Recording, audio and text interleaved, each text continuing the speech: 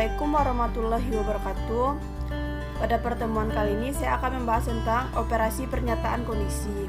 Operasi pernyataan kondisi terbagi atas dua. Yang pertama, pernyataan if. Pernyataan if mempunyai pengertian, jika kondisi bernilai benar, maka perintah dikerjakan, dan jika tidak memenuhi syarat, maka diabaikan. Dapat dilihat dari diagram alir berikut. Di sini kondisi jika benar akan melakukan perintah, dan jika salah akan melewati perintah tersebut. Dan di sini contoh program atau rumusnya if atau kondisi dan pernyataan. Yang kedua, if atau kondisi buka kurung kurawa, pernyataan dan ditutup kurung kurawa. Dan ini adalah contoh programnya, dan saya sudah memindahkan contoh program itu ke dalam Borland C++. Di sini terdapat header include conio.h dan include iostream.h. Saya memakai header ini karena di sini di program ini saya menggunakan cout, sin dan ditutup dengan get. Tipe data yang saya gunakan integer. Di sini cout masukkan nilai, sin angka, if angka besar dari 0 maka bernilai positif, else angka kecil dari 0 maka bernilai negatif, dan ditutup dengan get. Jika dijalankan, program akan seperti ini. Masukkan nilai angka 67 bernilai positif. Contoh yang kedua, beda contoh pertama dengan contoh kedua. Setelah if ini kita menggunakan kurung kurawa dan ditutup dengan kurung kurawa. Jika dijalankan akan sama seperti contoh yang pertama tadi.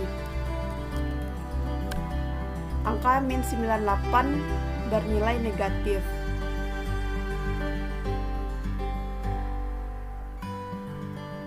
Selanjutnya, pernyataan if else. Ini masih termasuk dengan pernyataan if tadi. Pernyataan if else mempunyai pengertian, jika kondisi bernilai benar, maka perintah satu akan dikerjakan, dan jika tidak memenuhi syarat, maka akan mengerjakan perintah kedua. Dan dapat dilihat dari diagram alir di bawah ini. Kondisi jika benar maka menjalankan perintah satu, dan kondisi jika salah maka mengerjakan perintah kedua. Dan di sini adalah contoh program atau rumusnya. If atau kondisi perintah 1, else perintah 2.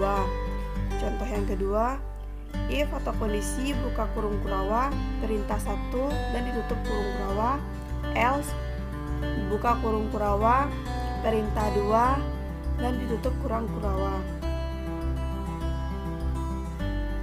Selanjutnya, pernyataan nested if. Nested if merupakan pernyataan if berada di dalam pernyataan if yang lainnya. Bentuk penulisan nested if adalah if atau syarat buka kurung kurawa, if syarat perintah, else perintah dan ditutup kurung kurawa, else buka kurung kurawa, if atau syarat perintah, else perintah dan ditutup kurung kurawa. Selanjutnya, pernyataan if else majemuk. Bentuk dari if else majemuk sebenarnya sama dengan nested if. Keuntungan penggunaan if else majemuk dibanding dengan nested if adalah penggunaan bentuk yang lebih sederhana. Di sini contohnya if atau syarat buka kurung kurawa, perintah dan ditutup kurung kurawa. Kita menggunakan if else syarat dibuka kurung kurawa, perintah ditutup kurung kurawa, else dan dibuka lagi kurung kurawa, perintah dan ditutup kurung kurawa. Selanjutnya, pernyataan switch case. Bentuk dari switch case merupakan pernyataan yang dirancang khusus untuk menangani pengambilan keputusan yang melibatkan jumlah atau banyak alternatif penyelesaian. Pernyataan switch case penggunaannya untuk memeriksa data yang bertipe karakter atau integer. Bentuk penulisan perintah ini sebagai berikut. switch ekspresi integer atau karakter, dibuka kurung kurawa, case konstanta 1, perintah break. Case konstanta 2, perintah break, default, perintah, dan ditutup kurung kurawa. Setiap pilihan akan dijalankan jika syarat nilai konstanta tersebut dipenuhi, dan default akan dijalankan jika semua cabang di atasnya tidak terpenuhi. Pernyataan break menunjukkan bahwa perintah siap keluar dari switch.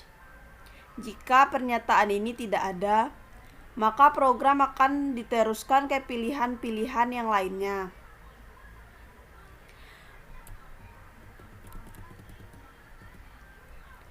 Sekian saya menjelaskan tentang operasi pernyataan kondisi. Jika ada salah mohon dimaafkan. Wabillahi taufiq walhidayah. Wassalamualaikum warahmatullahi wabarakatuh.